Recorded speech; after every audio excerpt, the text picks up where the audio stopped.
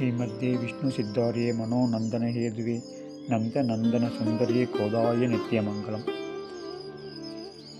மார்கழி மாதம் 11ஆம் நாள். திருப்பாவை பாசுரம் 11.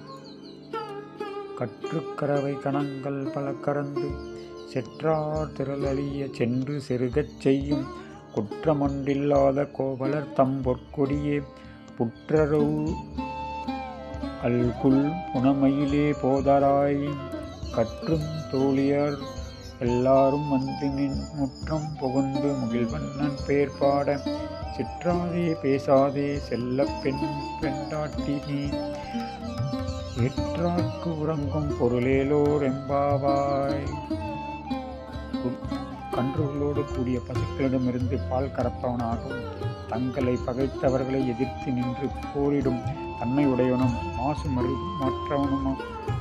மாசு மறுவற்றனுமான கோபாலனை தழுவத் துடிக்கின்ற பொற்கொடியே புற்றில் இருக்கும் பாம்பின் படத்தை போன்று அல்குலை உடைய மயில் போன்றவளே, நம் சுற்றுப்புறத்தில் உள்ள எல்லா தோழியரும் உன் வீட்டு வாசலில் வந்து கூடிவிட்டார்கள். அவர்கள் மேக கண்ணனாகிய கண்ணனை புகழ்ந்து பாடி கொண்டிருக்கிறார்கள். செல்வத்தையும் பெண்மையும் புனிதமாய் காப்பவளே, இதையெல்லாம் கேட்டு அசையாமலும் பேசாமலும் உறங்கிக் கொண்டிருக்கிறாயே.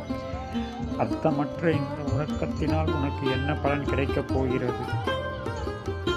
ஆண்டாள் திருவடிகளே சரணம். உயர் திருவடிகளே சரணம். ஆண்டாள் திருவடிகளே சரணம்.